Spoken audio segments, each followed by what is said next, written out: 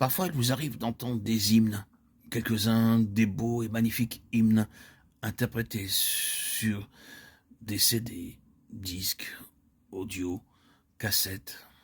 Ces hymnes peuvent être chantés par deux sortes de gens. Certains d'entre eux peuvent être chantés par un chœur très capable et très artiste, avec une technique parfaite, un art merveilleux, une harmonie magnifique, et par de superbes voix. Par ailleurs, d'autres peuvent ne pas être chantés avec toute cette habileté professionnelle, tout cet art ou tout ce niveau vocal et cette qualité de voix. Mais chaque fois, vous pouvez faire la différence entre ceux qui sont sauvés et ceux qui ne le sont pas. Vous savez que d'un côté, c'est un cœur paroissial des gens inconvertis. Je veux dire, ceci peut-être, est-ce là un jugement dur? Il y a quelque chose qui manque. C'est merveilleux, c'est magnifique, mais il y a là quelque chose qui est absent et qui vous manque. De l'autre côté, vous savez que ces gens sont sauvés, ils chantent parce qu'ils aiment le Seigneur. Ils ont une relation avec le Seigneur. Bien entendu, il faut un chrétien pour discerner la différence. Mais il y a une différence. Vous le savez vous-même, vous l'avez entendu.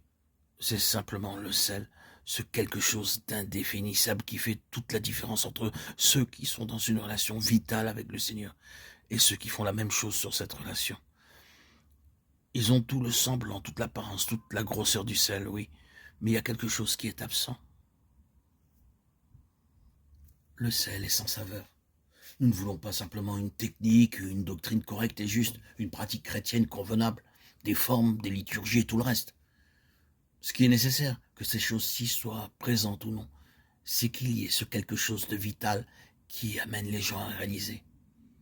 Eh bien, ils peuvent n'être pas artistes ni des gens formidables capables. Il peut ne pas y avoir toutes les marques d'une compétence remarquable en ce qui les concerne.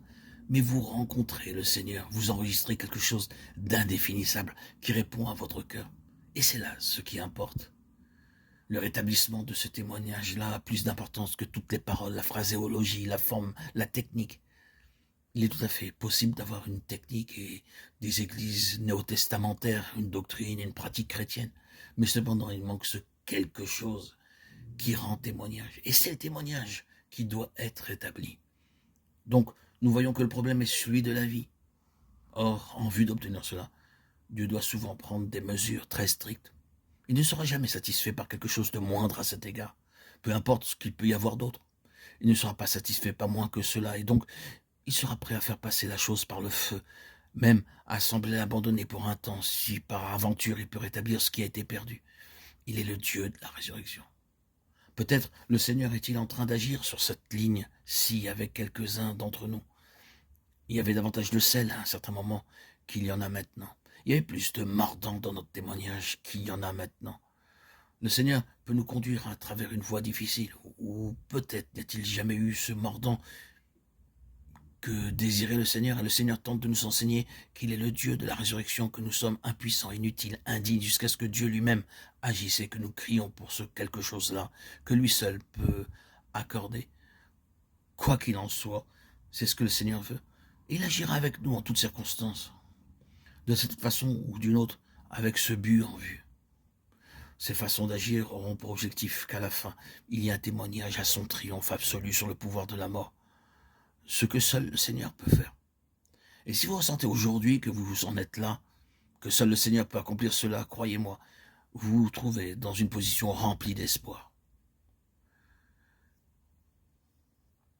Si jamais vous ressentez qu'il faut un miracle pour réaliser une certaine chose, vous vous trouvez alors dans la position juste pour demander à Dieu de l'accomplir.